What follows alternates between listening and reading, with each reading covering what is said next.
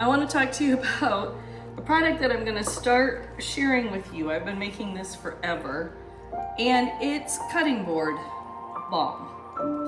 And what you may or may not know is that Adam makes cutting boards. This is an end grain one that he's made me. You've probably seen it floating about in pictures here and there.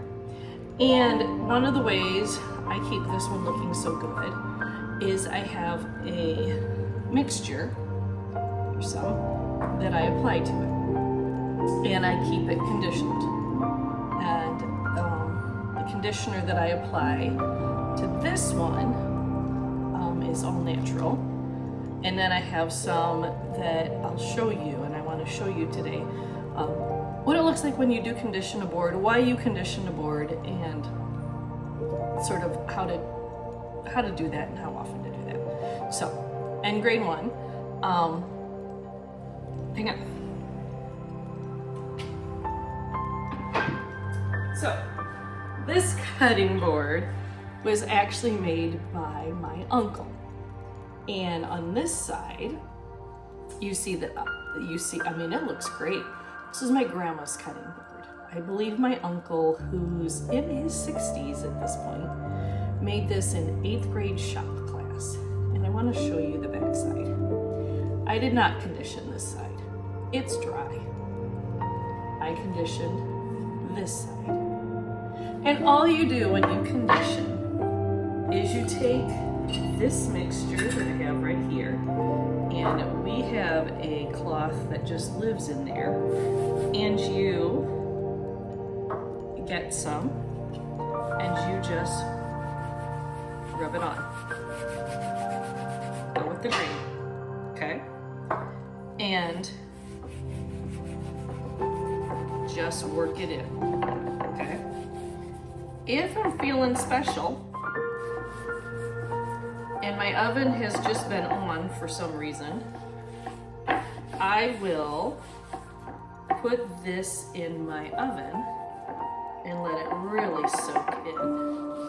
But as you can see, it does not take long for this cutting board to start to look pretty good. Okay? I'm just gonna go ahead and line it this side too. Alright, and here's the side I did this morning. Here's the side I just did. I'm just gonna let it sit for a while. Not gonna do anything with it. What I'm putting on it right now is a mixture of beeswax and mineral oil. Both of those are food safe and appropriate for this use.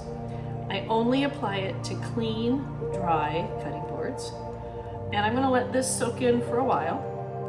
Once it's done soaking in, I will wipe the excess off. I've got a rag right here.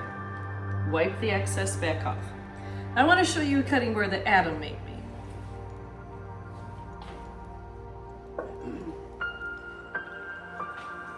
There's one this is the one I use all the time. In fact, you can see there's like knife marks in it, but in fact, this is what it looks like. I did not condition this side. And, but you know, part of the problem with this is it's gonna dry out. If you let it dry out, then then it's just gonna fall apart and it's gonna develop cracks.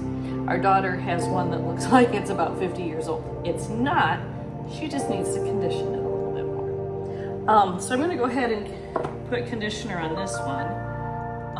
Like I said, this is my one that I use all the time.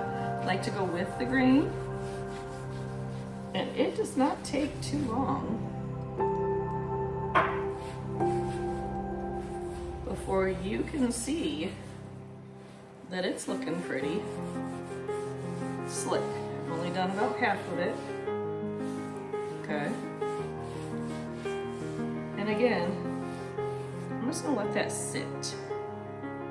And you can tell right where I stopped, can't you?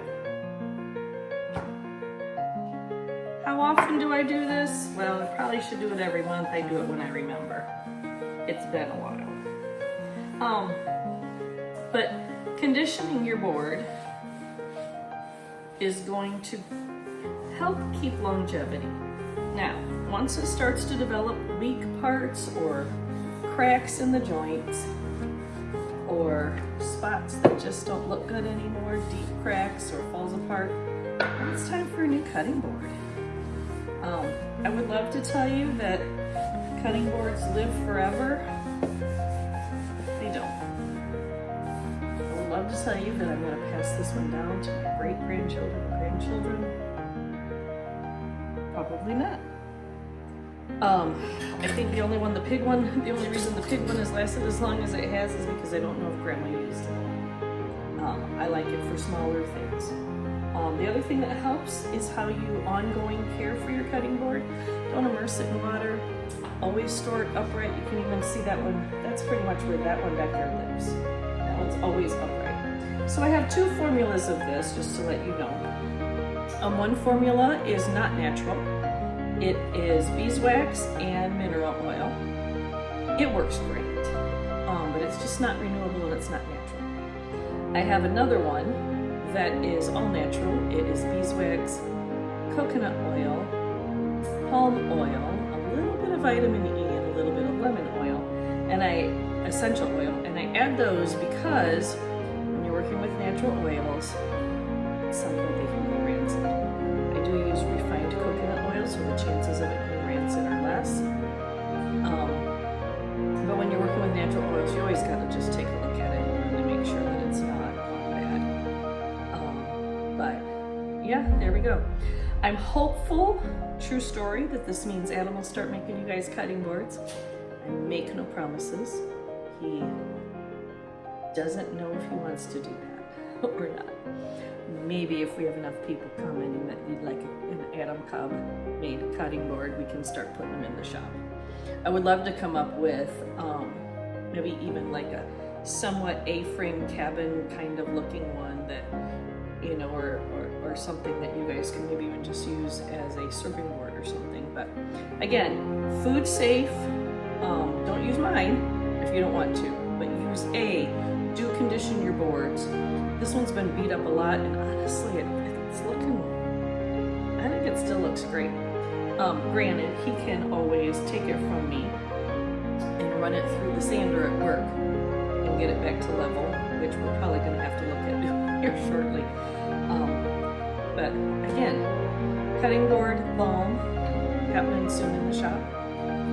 Pick some up, and hopefully cutting boards at some point. I don't know how this is.